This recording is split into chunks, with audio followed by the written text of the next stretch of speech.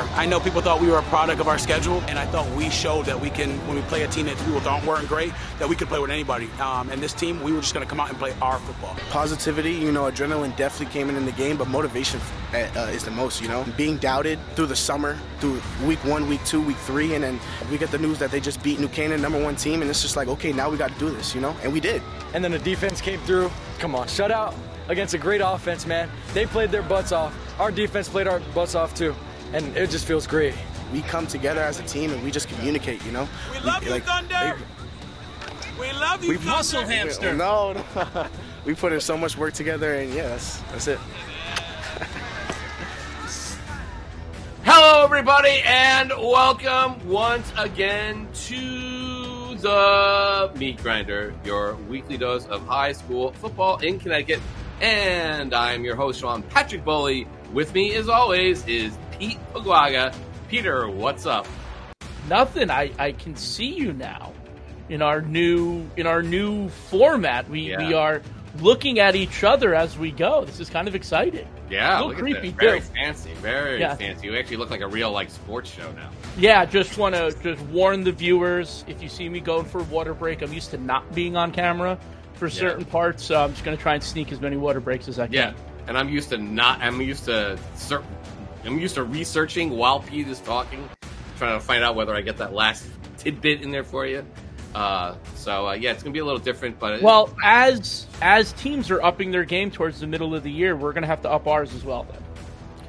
Absolutely. So we're getting to the middle of it here, and we're just making changes on the fly. Hopefully it all works out in the end. If not, if we're doing the old version next week, it didn't go well. Yeah, shout out to our producer Danny Dashevsky, who's running the show behind the scenes, so this is pretty cool. But at the top of the show, you heard a little bit. It's like same verse, second verse, same as the first. Last week, you saw Masuk beating up on New Canaan, shutting them out 14-0 in a big statement game for the Panthers. Respect, give us respect. We gave them respect. We bumped them all the way up the pole. And then next week, it's come flying back down to earth as Bunnell now. Give us respect after a pretty thorough 21-0 victory over the Panthers. I don't know, up is down, left is right, dog and cats living together. Mass hysteria. Pete, you were at the game on Friday night. Let's just jump right into it, man. A stunning result last week to one of our top 10, top one, the #1 team in the poll. And then this week, Masuk going down in flames at over in Stratford. What happened? I'm still kind of lost for words as to just what happened in that game, because it was such a dominant performance by Bunnell. Masuk coming off their own dominant performance. But I think it is kind of everything that I said last week, where I didn't know really what the Masuk offense could do, right? Because they didn't really have to do much in the New Canaan game. And when they were pushed by Bunnell, they didn't really respond. But credit to Bunnell, their offensive line, their defensive line dominated the line of scrimmage. Defense, Masuk got nothing going offensively. The Bulldogs D-line was in the backfield all day, and then flip it to the offensive line. Our friend Mike Madera helped us out with time of possession. Masuk held the ball, I think, for 2 minutes and 30 seconds in the second half alone. Just an overall dominant performance by Bunnell on offense. But quickly, just into the scoring. Bunnell goes down the field. Steven Mendoza, boom, 7-0. Masuk's defense holds them the next time. They hit it with a fake punt on 4th down to get the first down. They go down, make it 14. And then a late touchdown made it 21-0. But for Bunnell, and I'm going to throw it to Coach Ty Jenkins in a little bit here. But I asked him, this is an offense that can throw the ball. Jordan Pierce, one of the better receivers in the SWC in the state, and they really shut him and Turnbridge down. Masuk defensively did, and it really turned to the running game. Mendoza and our boy Berto Torres. I asked him if he knew who Doug Martin was, and I was like, dude, you look like the muscle hamster. He has no idea who Doug Martin is. He has no idea who the muscle hamster is. And apparently muscle hamster is too long of a nickname, but he likes bowling ball. But let me tell you, this kid had a great run on 3rd down to set up their 3rd touchdown. Really the nail in the coffin of that game. But they were able to turn it around. And like I said, I'm going to let Coach Ty Jenkins say it, but This is what Bunnell does. You're going to take away the pass. They're going to beat you with the run. And here's what he had to say about it. Honestly, what we said in the beginning of the week is that our O-line was going to win us this game. This group is probably our strongest group. They killed it in the weight room all summer long. They are a tight-knit group. They're all juniors, one senior, and they knew that they would have to put this game on their back. And then, we saw what Masuk did with Rock, and if you've ever watched any of our games, it's always been in our arsenal. So we decided to bring that out tonight and go blow for blow. They brought it out, we brought it out, and we just wanted to run it just a little bit better. But, I'm not going to lie. I was getting the business from Bunnell. A lot of kids screaming about the 8-ball. They love the 8-ball. The 8-ball's the best. And then I asked Steven Mendoza, Bunnell quarterback, at the end of the game, I'm like, so what do you think of the 8-ball? And he's like, I don't know what you're talking about. And I'm like, that's what's up. That's the quarterback. He was so focused on Masuk. He could care less what we picked in that game. But we said it. I said it on this show. We said it last week during the top 10.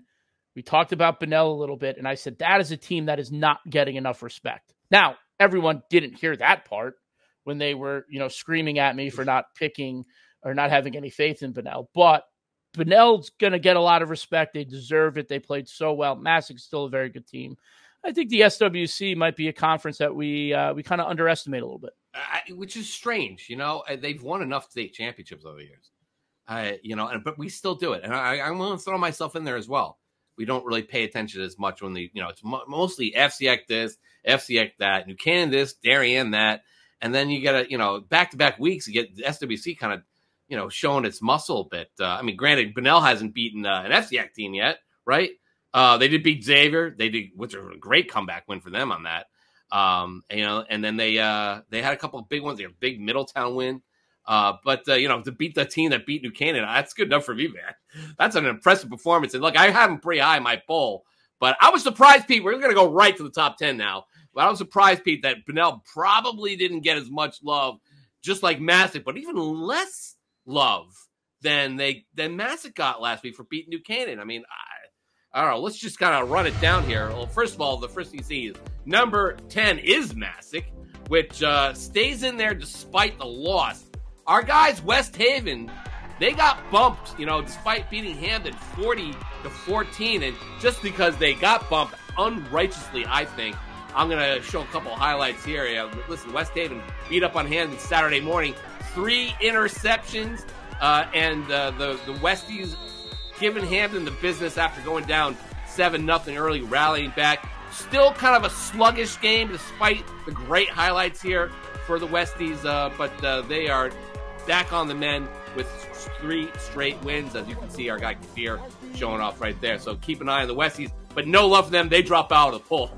Masuk stays in there at number 10. Number 9 is Newtown Pete.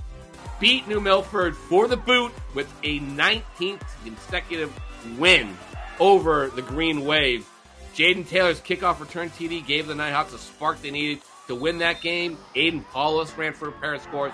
Newtown is undefeated.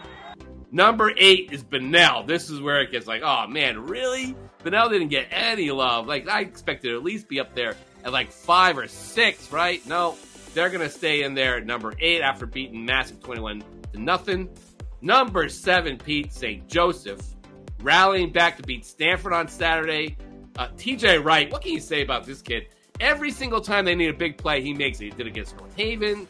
He's done it against all the other teams. And last week against Stanford, which was hanging in there at St. Joseph, Wright returns the second half kickoff 85 yards for a touchdown in a game that they trailed by 13. They beat Stanford 38-13. Hogs also undefeated. Number 6 is New Canaan, which Saturday night, a game that we were really kind of looking forward to. But the Rams, after coming off their loss to Masuk, beat Ludlow 30-14. Luke Robinson threw a pair of touchdown passes, and they just did enough on offense. Got 3 field goals from Tucker Stevens and Michael Smith defensively all over the field for the Rams. Great player. He had a key interception late as Ludlow was trying to hang in there, trying to come back and make it a game again. But nice job by Ludlow. If you remember last year, they got beat up by him. This year, not so much. But New Canaan gets over the hump there, and they win that game. Number 5 is Darien. Had some trouble with Norwalk. Needed it just like St. Joe and just like Newtown. Needed a kickoff to kind of kickstart things. Thomas Hall for Darien ran the second half, kickoff back 95 yards to spark the run that broke open a 49-14 win over the Bears. Number 4, Hand in a shootout with Shelton, 52-29. A game that started at 7 o'clock, and I think by 7:30 it was like 35-14 or 35-20 or something crazy like that. Credit to Shelton showing up. But Paul Calandrelli, 9 of 13, 141 yards and 3 touchdowns in that wild win. The Tigers also undefeated in Shelton now, 0-4. I got to get the fact checkers on that one. Number 3 is Staples. Beat West Hill 47-0. Shane Sandrew had a nice, all these kickoff returns, man. 91-yard kickoff return for a touchdown and did a lot more, which we'll get to beat West Hill. They have 2 first-place votes, number 3 Staples, and then number 2 Windsor. Despite saying he was going to be cautious with him, Fleet did start quarterback A.J. Robinson, the junior. He completed 12 of 16 passes for 222 yards and a touchdown, a majority of which went to last week's hero, Cash Lewis, who got 7 passes for 168 yards and a score. John Manning also back for the Warriors. From his shoulder injury, he ran 18 times for 101 yards and 2 scores. And Sean Adams, another hero from last week, also had a pair of scores. And then number 1 is Greenwich, 19 first-place votes. Really no issues with Danbury, 42-14. Pete, that is the top 10 poll. Bunnell at 8. Your thoughts? Too low, too high. How are we doing this? It's like the NFL draft thing. Do you trade up or trade down, right? I think I had him at 6, so I think maybe they should have been lower in the poll because you had to put Bunnell in, so who do you take out? Who was the team that got bumped out? And that was like a really hard decision because, I have Bunnell at 6, Masuk at 7, and New Canaan at 8. I mean, I think it's kind of crazy that New Canaan has jumped Masuk. When Masuk literally just beat them 2 weeks ago. That's like mind-blowing that they were like, oh, well, Masuk lost this week and New Canaan beat Ludlow. Like, let's not make it seem like New Canaan had this big win to jump them 4 spots ahead of Masuk. I think that's a little ridiculous. I think that's an FCX bias in a lot of ways, and maybe not a lot of love for the SWC like we talked about. But, it was hard. It was hard to kind of where to put Bunnell, and I had Masuk at 6 last week, so I put Bunnell right in front of him, and that's kind of where I had it. But 8, I think. I mean, come on, guys. Let's be a little better than that. 8. I think some guys were voting pretty low because here's mine. I went Greenwich, Staples, Hand, Windsor, Bunnell, right? Then Darien, then Masuk, then New Canaan, because I think Darien deserves a little bit more credit because they lost in OT. Maybe I should have put them ahead of Bunnell. I mean, but still, Bunnell deserves to be right in the middle there, at least I think. Then you got Newtown. I have Newtown, St. Joseph, Maloney, 9, 10, 11. Then somewhere down there, I got West Haven, through Fairfield Prep, and then Glastonbury, and even North Haven in there. Even through Fairfield Prep, they have 1 loss to Hand. I know. Yeah. Well, I mean, like they look great against Trouble last week. Let's be honest, Yeah, but Hand didn't look great against New London. No. I mean, I had Greenwich, Windsor, Darien at 3. You lose in double overtime to Windsor. You're not far behind them. Hand at 4, Staples 5, Bunnell, Masuk, New Canaan, Prep at 9, Newtown at 10, St. Joe's, Maloney, West Haven, North Haven, and little love to New Britain after their win against Southington. It looks like we do style points here. I know that style points isn't how you win on the field, isn't how you want to win on the field. You just want to win. But in the poll, it's all about style points, man. Love them. Well, you gotta look. I'll tell you this. I mean, I don't know if it's a voter thing or how much information's getting around, but you put up big points in a game and it gets a little traction on Twitter or social. You bet the voters will see it. I'm not saying you should do that, but it just seems like that's kind of how it works. Yeah, anyway, so that's your top 10. Speaking of which, Pete, there was a lot going on last week. We were first week of league play, full, complete league play. There was only one alliance game out there, and that was Bassick and Hartford Public. Hartford Public beat Bassick. But this week, the CCC seemed to take center stage. In fact, I feel like I'm going to all these CCC games, Pete. You're down there in Fairfield County, and I'm up here in New Haven County, so it just makes sense. It's a straight drive up 91, but it's still pretty... an hour, not an hour, like an hour and a half. Whoa. I drove to Hartford on Thursday, and it took me 2 hours to get home. Oh, man. There were a lot of accidents. Let me just say quickly about the traffic. There are a lot of lunatics driving around out there. There was an accident that, unfortunately killed somebody on my way back from Glastonbury, Manchester. And, everyone out there, it's just a free for all out there. We got to do something about this. It's crazy. But every 2 seconds, then between that and all the construction going on, which is great, don't get me wrong, but they're right in that bottleneck, 15 and 91. That becomes that's where I got stuck. That's where you got stuck. Yeah. I left Rockville SMSA at halftime, and it said an hour home. So, okay, an hour. So I'm driving. I get stuck there to 91 to 15. They're putting cones out. I stuck right behind the truck. Get past it. Get to the tunnel in 59. Construction again, all the way down. Construction in Stratford and Trumbull. Eric Knickerbocker texted me the final score 20 minutes before I got home. Oh, jeez. It was a route though, right? They were running time. Yeah, right? But still, I mean, I was like, never again. Yeah, so I made that trip a couple times, and I had to coming back from Manchester, Glastonbury, I had to go wind my way through Wethersfield to get to the Berlin Turnpike to come down that way to get home, which was a whole nother thing. But but anyway, the CCCP kind of took center stage a little bit here. Lots of really big matchups. I mean, there are a few unbeaten battles. One Thursday night, one Friday. Some other teams trying to stay unbeaten. Let's start kind of like with Thursday night. You said you went up to Rockville. I went over to Manchester East Catholic versus Tolland, a battle of unbeatens in the Division 4 of the CCC. And let me tell you about this game. Your guy, Joey Montalvo, was phenomenal.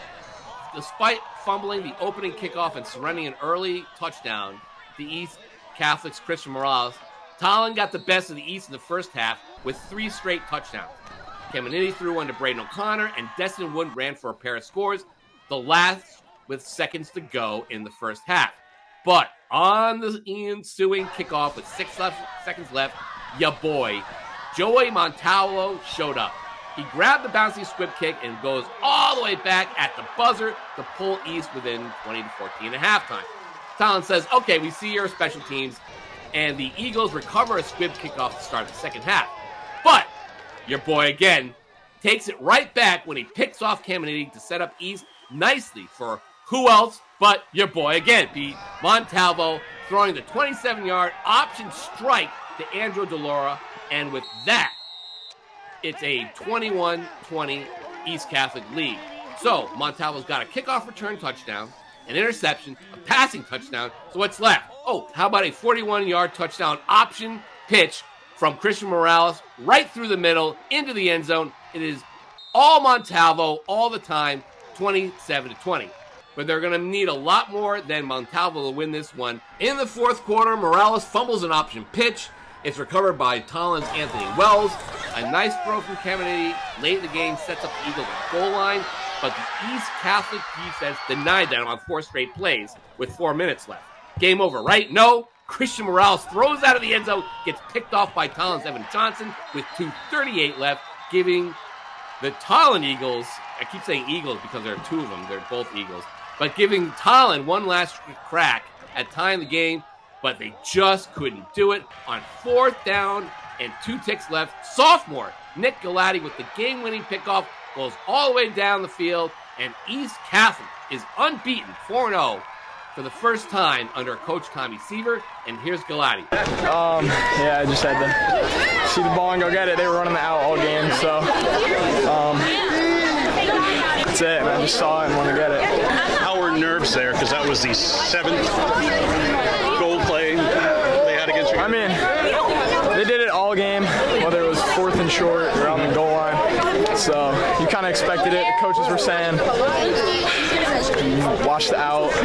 So, I was expecting it. So we just need a big stop on 4th down, and we knew they were going to throw it. We were looking out for out routes the whole game, so he jumped it. We were good. That kickoff return, first of all, take us through that.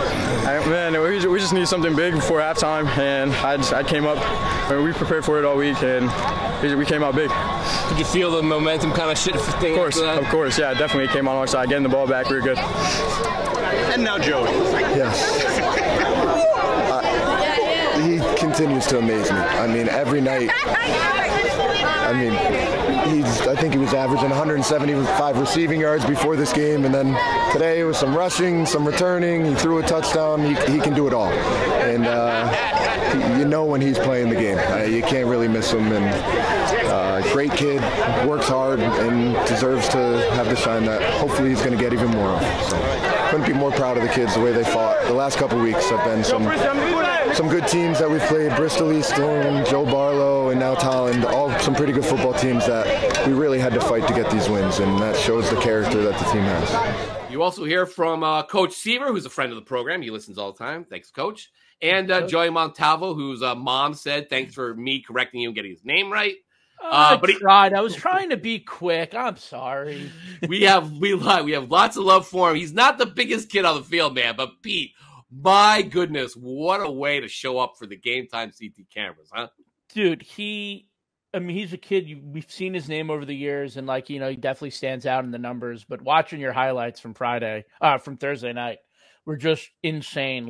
I'm at the Rockville game. I'm catching up with Rockville, getting some highlights, and I'm like, man, East Catholic really down, 2 scores. A couple of the TV guys were heading over to East Catholic for the second half, and as we're walking out, it's oh, boom, kick return touchdown, East Catholic right back in it, and you're like, this kid can play. I mean, look, you gotta having a guy like that makes coaching, I'm assuming, a lot easier.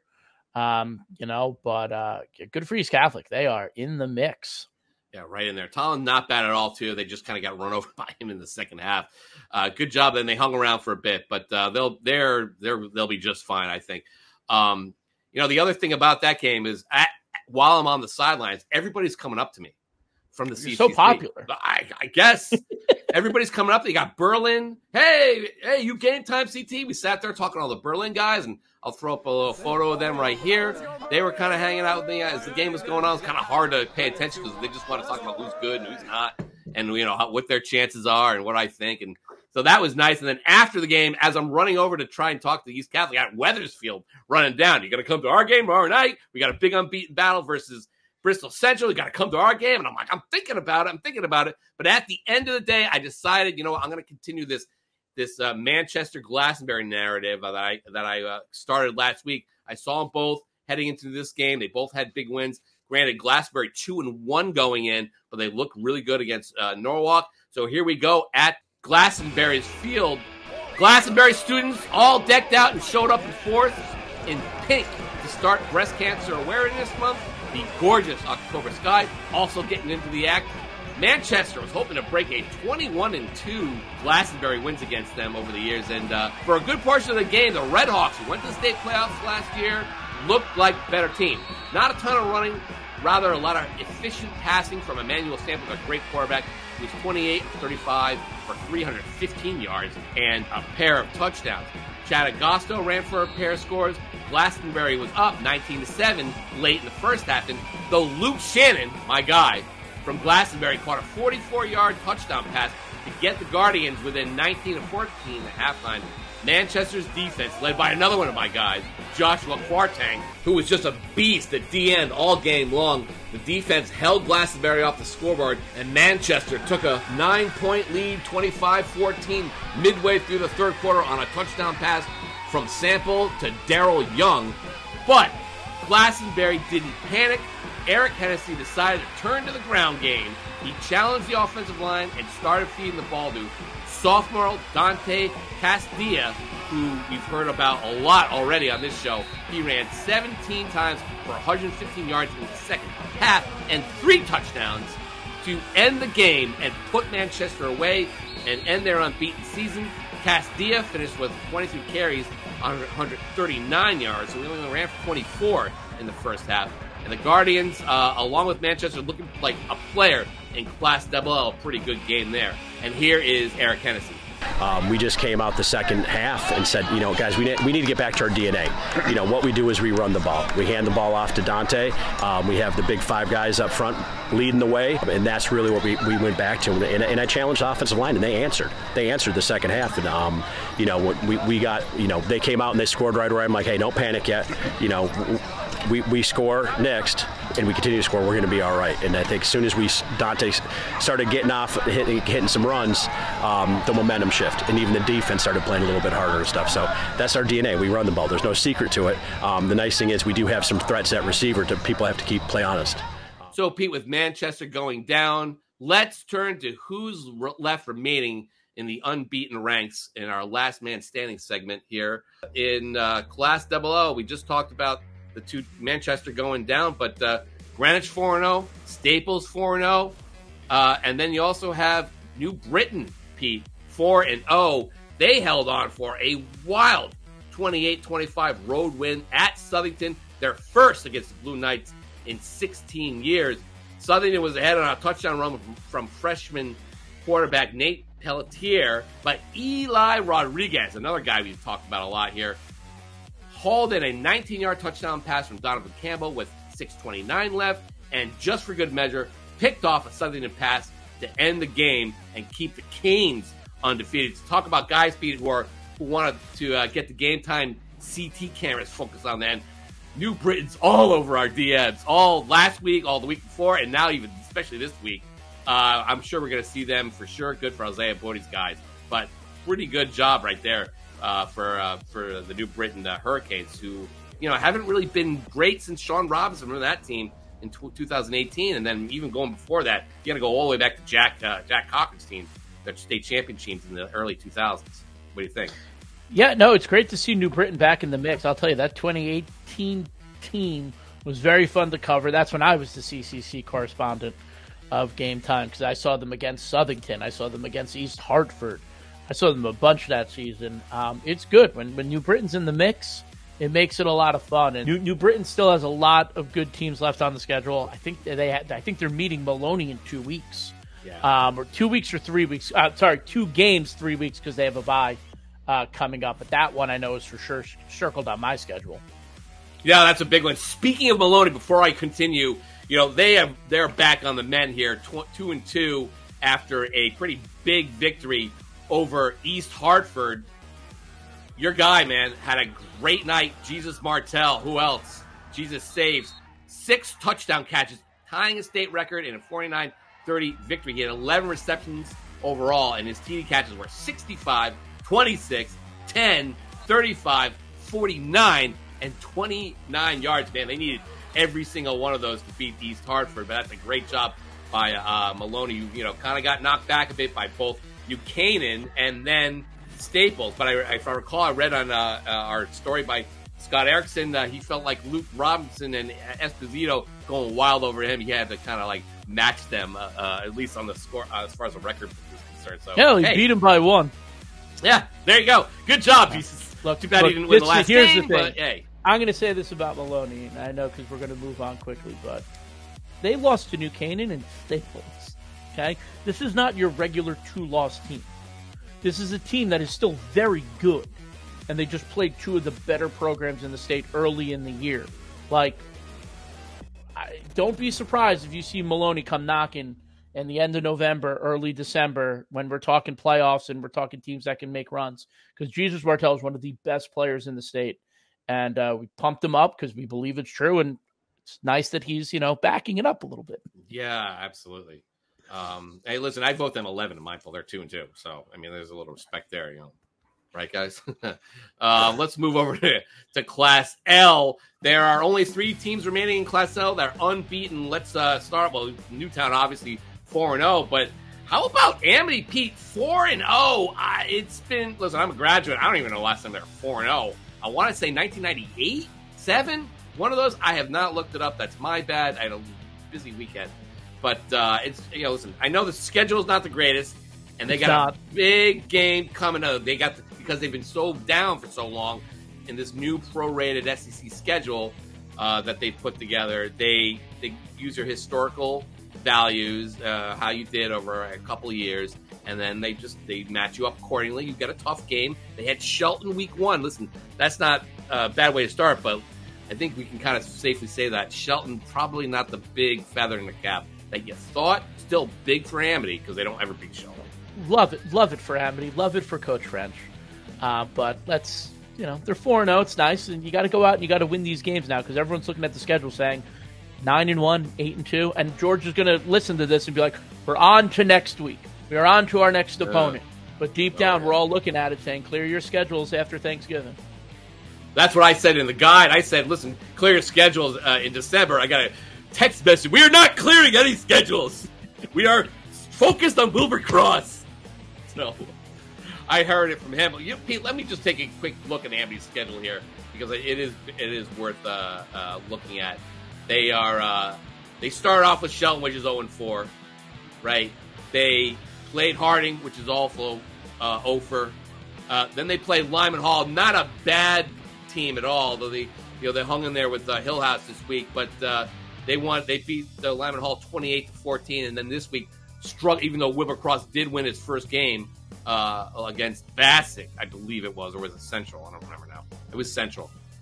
They won that game 42-0. This week, October 10th, at Law, which is a very good team. First real test, I say, for the Spartans. But that is Class L. Oh, we forgot Naugatuck, 4-0. They got into last week you saw Ansonia beat Watertown pretty convincingly, 41-0. This week, Watertown goes to Naugatuck, the other great team in the NVL, and it's a little different.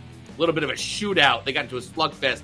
But they rode who else but Ryan Diedelbaum. Pete ran for 248 yards and 5 touchdowns to help the Hounds pull away. Jaden Roach duplicated a feat that happened earlier this season when he returned 2 kickoff returns for touchdowns, which ties a state record and ties Corey Bates from New Britain, who did it against McMahon. So that is Class L. In Class Double M, a little bit of a mess here.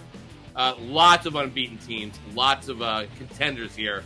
Getting into Class Double M is going to be very tough. It's probably one of the better, the harder ones, I suppose. I don't know about harder ones as far as does North Haven drop? Yeah, I don't really know who's the favorite here. Masuk, Bunnell, I guess you want to talk about. And Windsor, I guess Bunnell's kind of thrown themselves into this one here. But who else do we have? Cheney Tech is 4-0. Hill House, our guy.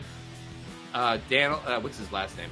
Amir Danley. That's it. Amir Danley going nuts, scoring 6 touchdown runs. Not a state record, guys. And we got a lot of questions about that. That's not a state record. The state record is 10. 10 by your guy Jordan Davis, right? Against Zach Davis. Oh, Zach. Sorry, Davis. Sorry, Zach. I didn't mean to. Zach Davis going nuts against Law that game where he was like, "Oh yeah, you're gonna come after me." Someone online said they're going to come after him. All right, here we go.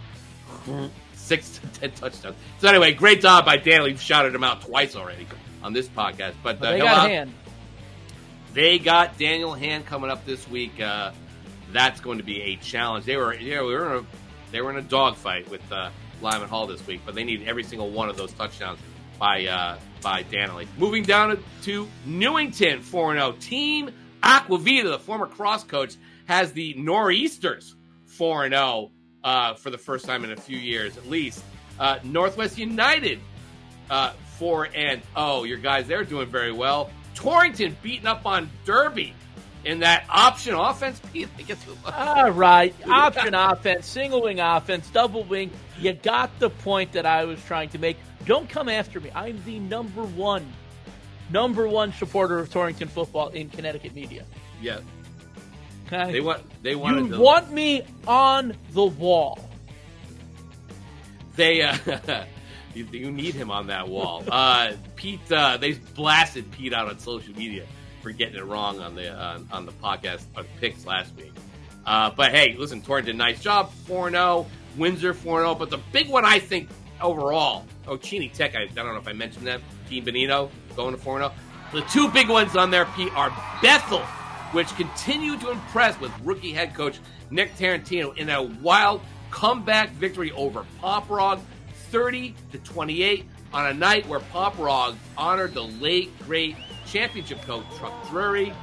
Bethel's Josh Macomber rallied the Wildcats from an early 14-0 deficit with 4 touchdowns, including the winner on 4th and goal from the 1 with 5:13 remaining. My goodness, Bethel. Who had Bethel? I can't even remember last time they were 4-0. We have to go way back to find that one. And the Wildcats under Nick Tarantino off to a great start. The other one, Pete, we didn't really talk about it earlier, but Donovan Rodriguez and Bristol Central 4-0 with another huge win. We'll kind of talk about this game a little bit more later, but his 1-yard touchdown run and 2-point conversion ended a battle of unbeatens with Cam Ridgey and Wethersfield. So good job at Bristol Central. You know, since Victor Rosa graduated, he's now at UConn. They are back now into the contention for a state playoff berth. Did you see the video before the Paguaga Bethel game? We had our Brian Carpenter there. Was just going to do a story on Chuck Drury this week and the ceremony and everything. And there it was. Mike Drury, former Southington coach. He was out at the coin flip, taking a video horizontally. Oh, I was so proud. I was so proud. I was like, oh, my heart, Mike. Taking horizontal video. But it was nice to see Mike back out there. Yeah, but you know that we're all taking vertical videos now. I always say film everything horizontal. You can always fix it in post. Yep. Right? 100%.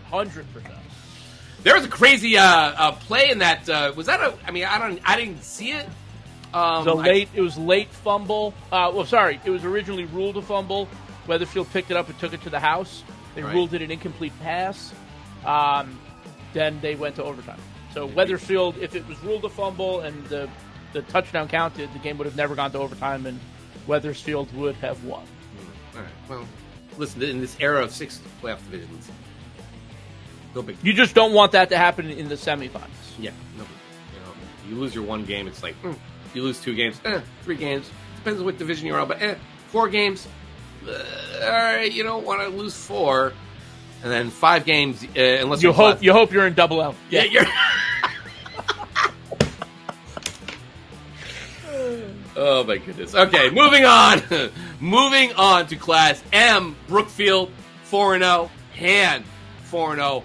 Your boys Rockville beating up on SMSA 4-0, and St. Joseph 4-0. Rockville looks pretty good. They got a big game this week, Pete. We can talk about it right now. They got to play Stafford with a big win over Ellington. Yeah, Stafford's back. Brian's going to hate me for saying it, but Stafford's back. Stafford's 3-1. The boys are humming, the Bulldogs, and they get Rockville. But I will say about Rockville, and I didn't know this, they had lost to SMSA 2 years in a row. Now, I was there 2 years ago when they lost to Danny Hernandez. But I forgot that, SMA had a good team last year, but Rockville was so good last year. SMSA is a little bit down, but Rockville exercising a team. They finally were able to get past SMSA. But this is a good one. This game's always fun. We've had Brian on the show. We've had Eric on the show. We've talked about their coaching and coming up together. Keith Taucus is back on the sideline at Rockville. Got to see him on Thursday. They were they coached under him at Ellington. So it's always a fun night when those two get together.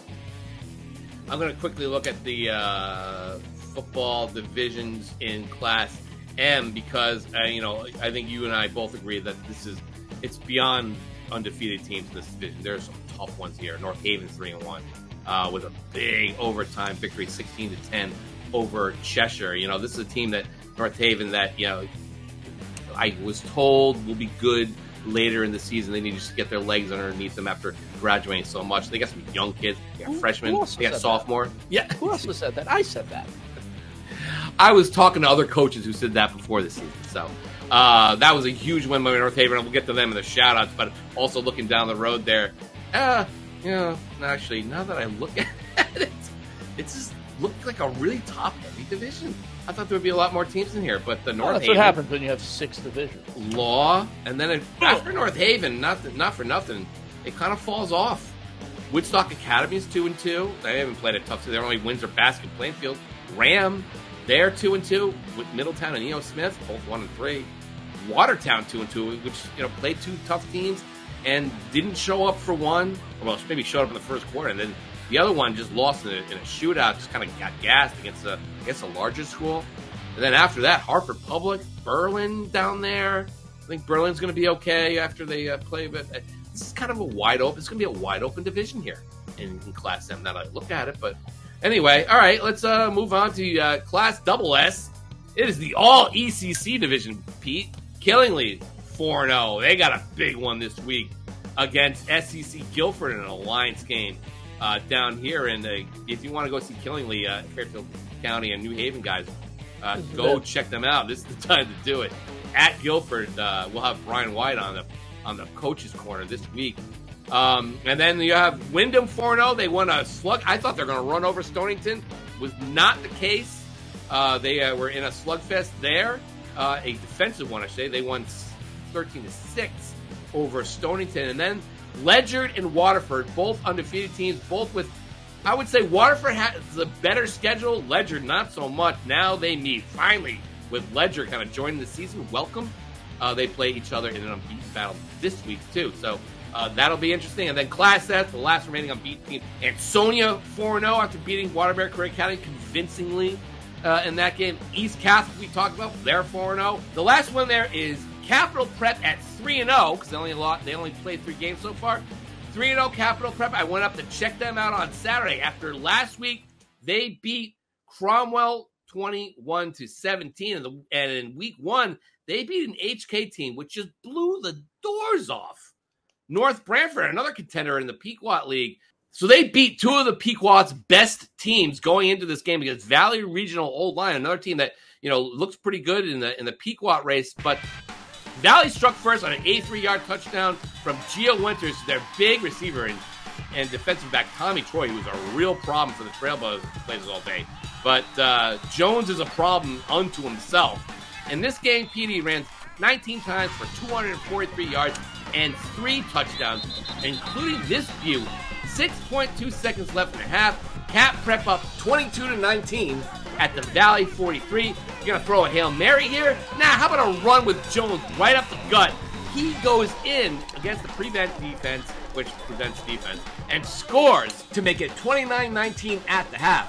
And Valley Regional was chasing those 2 scores for the rest of the game. They did get within 29-26 early in the 4th quarter on the second Winners to Tommy Troy hookup, but Jones, after having an earlier touchdown call back in the 3rd quarter, this time busted loose for a 53-yard touchdown run down the right sideline, making a 2-score game again. Capital Prep's defense held Valley scoreless in the red zone the next time down, and that was it. And afterwards, I spoke to him to say, hey, you've been around a long time. You're a 4-year starter. Cap Prep was nowhere 4 years ago after COVID, and then got invited to join the Pequot, and now they're looking like the top team, not just the Pequot, but they could be a challenger there. I have them there. I had them as one of my teams to look out for in Class S, but man, what a good-looking player. And here's Jones about their process. I feel like this our year. This our year. We've been through everything. If you look at the record, we've been from 3-7 to 4-6 to 5-5. Now we here. This is my 4th year. I'm trying to get out with a ring. We all trying to go out with a ring. I feel like this is the team to do it. Got the squad. We got the grit. Ready to go. No, there's a lot of work we got to do. We're still operating. Today was a little bit better. I want to say we're honestly operating around 60% where we should be, because there's still kind of lackadaisical. We're still playing around. We had a slow start. We gave a lot of points, and we didn't capitalize on a lot of passes that we should have had and runs we should have had. So I just grade hard. That's just who I am. I'm never satisfied. I tell them they can be satisfied when the season's over. Of course, he said this is their year. You have Garrick Millage, who we had last week on the coach's corner, and Garrick is not exactly ready to put Cap Prep in the state championship game yet. He says they're about 60% of where he wants them to be. But listen, he's a great player, Pete. Looks really good. That's impressive. HK, Cromwell, Portland, which hadn't lost a Pequot Secaucus game since 2019. And then this week, taking care of a pretty good Valley Regional team. I'm impressed. Yeah, this is great. Like you said, we had Coach on the episode last week, so it was good to get him, kind of before these guys start to take off. But all the comments talking about Jones and how good of a player he is, and it's nice to see it out in the open. Look, the Pequot's not an easy conference, not a conference that should be slept on, and it's a conference that sends teams to state playoffs and state championship games. And he might not be willing to put them in there, but we can. Yeah, I like their chance. Listen, they've knocked off all the best teams right now. I'm going to go quickly look at their schedule. Cap Prep has got, after this, they've got Cog and Chalk, which is, no slouch. They were into the playoffs last year. They're 2-1 2-2 right now.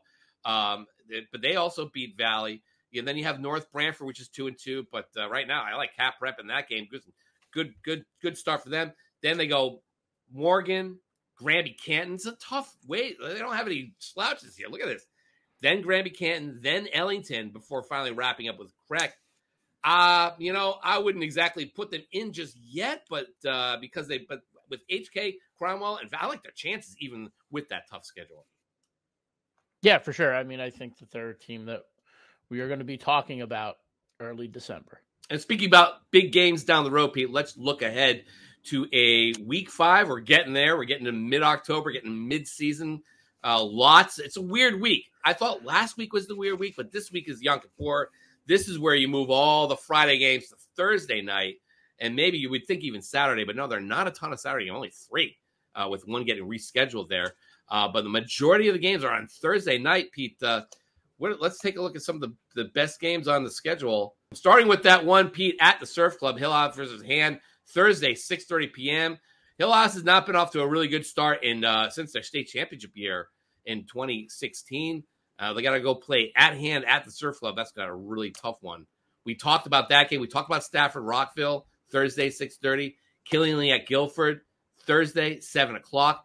Amity at Law, Thursday at 7. We also talked about Ledger Waterford, which is Friday at 6 p.m.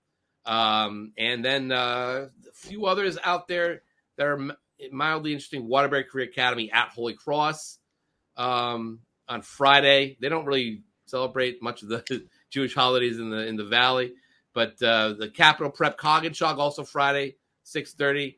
And then the one real maybe interesting game is West Haven at NFA Saturday at 1 p.m. So just not a really big schedule with most of these teams taking off. The CCC, the SCC, the FCAC, even the SWC, I think some games they take. So it's kind of like if we get to the mid-season, we get to slow down and gather our breaths first before we dive into the second half of the season. But it's some interesting games, though, huh? Yeah, this is a perfect week to go out and see some teams. This is it. If you're a high school football fan, you don't want to miss the big games on Friday nights. Like, this is a week where I think you go out there. I know Derby's playing Seymour. That one's of interest to me. Going to see Guilford Killingly or Amity Law, or going up to the ECC for Ledyard Waterford. It's just a good week to go out and see some teams that maybe you heard of, but you haven't really gotten around the time to go see them. All right, so with all that said, Pete, let's get to shout-outs. Shout-outs. You want to roll first with shout-outs? I got mine ready to go. Our favorite part of the show now, getting the teams that we probably or players, that we didn't talk about during the actual show. Pete, what do you got? All right, starting off at the top, I'm going with Cam Regi from Wethersfield. He threw for 4 touchdowns and ran for 2 in Wethersfield's 42-40 overtime loss to Bristol Central. The reason I'm bringing up Cam, Wethersfield was 0-10 last year. Regi got hurt. He came back. He's committed to play baseball at UConn in college. This kid is a great athlete. It's nice to see him back out there. It's nice to see Wethersfield back in the mix, 3-1. But I look forward to seeing good things from Cam the rest of the way. Sean, who do you got? My first shout-out is going to go to Cordell McLarty of Crosby, who had 3 interceptions in the second half of a 48-25 victory over St. Paul. I guess that's their first win. They needed it. Crosby asked me if that's a state record. Unfortunately, we don't do state records for halves, but 3 interceptions in a game is not bad at all. The state record is a tie at 5. So good job by Cordell McLarty and the Bulldogs. All right, I'm going with Josh Headley of Bullard Havens. He rushed for 193 and 2 scores. Give Bullard Havens their first win of the year, 24-20 over Platte Tech. Sean, who do you got? Pete, I got North Haven, which we mentioned briefly. We said they're a young team, and I'm going to go with Johnny Willison. The sophomore had 3 consecutive tackles on the goal line stand, and then in overtime, pressured the quarterback into a game-ending incompletion in a 16-10 victory over the Rams, the old former Thanksgiving Day rivals, doing battle there in North Haven with a pretty big win. Both teams were kind of at a crossroads, open with losses, and then kind of come back a bit North Haven now with their third straight win since losing to St. Joseph. That is an impressive performance. And just want to do a shout-out B here, because last week we had to cut our shout-outs a little bit short. Not really going to get into the reasons why, but I made a mistake and did not shout out the freshman, Artie McCormick IV, who had a great game, who scored on 15 runs of 1573 and 8 yards in a 30-16 victory over Platt. North Haven is doing pretty well, thank you, despite some of the gloom and doom predictions from yours truly at the beginning of the season. So there you go, Pete. Johnny Wilson is the shout-out, though, this week. Your next one. All right, I'm going with Torrington's Mickey Ahua. He was one of 3 Torrington runners in their option offense. Now, in their single-wing offense to go over the century mark, him, Aiden Hansen, E.J. Rivera, all went over 100. And he threw a touchdown pass and recovered a kickoff to help break open their 41-7 win over Derby. Again, Torrington, you want me to support you. I promise. Sean, who do you got? Pete, I'm going to go back to the Pequot, and I'm going to, again, going to give it to 2 guys. They were kind of a hive mind here in this one. All the talk of the Pequot guys, at least, was Haddam Killingworth beating North Branford 51-21 and rushing for 300 yards out of their 400 total. And the guys of the night were Josh Firth and Tyler Napierkowski, who each ran 126 yards, and they scored combined 33 touchdowns, with Napierkowski scoring twice. But I couldn't decide between them, so they both have to get the shout-outs. There you go, Pete. That's my shout-out. You're next. All right. For the last couple of years, when we talk about staples, we're like, how do they replace this guy? How do they replace that guy? A couple of years ago, Tyler Clark graduated, and we're like, well, who's Caleb Smith going to throw to? And then, Sam Petrosino comes out, has an all-state season, and they win a state title. And then Sam Petrosino graduates, as does Caleb Smith. And we're like, well, who's going to be Staples' guy? Shane Sandrew, welcome to the party. He had a 91-yard kickoff return for a touchdown. He caught 6 passes for 75 yards in their 47-0 win over West Hill. On the season through 4 games, Sandrew has 33 catches for 388 yards and 4 touchdowns. Clark, graduate. Petrosino, graduate. Sandrew is a dude. What's up? Also sounds like the Pokemon Sandshrew for any Pokemon fans out there. Sean, who's your last one? Yeah, I thought he was a typo. I called him Andrew just in the start of I think it was the first podcast we did. But, yeah, that's one of those unique names you got to get. We've been talking about him every show. So he's been having a great season for the record so far. My final one is going to go to an old friend, Drew Cowett from Holy Cross. Look, I know Seymour is not Seymour of old. They're struggling to get back in the NVL, and teams are kind of having their way with them, especially in that top division. But listen, Drew Cowett set some records at Holy Cross, which is no small feat. He did it twice, actually, in their 42-7 win over Seymour. He went 30 for 43 for a school record 433 yards and 5 touchdown passes. That gave him a school record 65 touchdown passes for his career. He also scored a rushing touchdown. Good job by Drew, who's old man Jim. I covered at Avon when he was the coach at Avon. Now he's the offense coordinator there for the Crusaders, who coming off that big win and still hanging tough. They're a tough team this year. So good job by Drew and them. Pete, you got any others, or is that it? I think that's it. That's it. That's all our shout-outs. We're only supposed to do 4 short. I managed to do 8. I managed to get 6 players into my 4 shout-outs. So, Pete, that was it for our shout-outs. Thanks for joining us. We talked about all the games going on this week. Light week. I'm actually thankful, but there have been plenty of games to see. So that is the meat grinder. Get ready for a Coach's Corner coming up. And also after that, the pick session that you love so much. Don't forget to like and subscribe. And some comments would be nice to hear from all what you guys think. Anything we should be doing as we head into the midseason here. Hope you like the setup. Let us know about that. So, for Pete Paguaga, I'm Sean Patrick Bowley. This has been the Meat Grinder on Game Time CT. Love you all.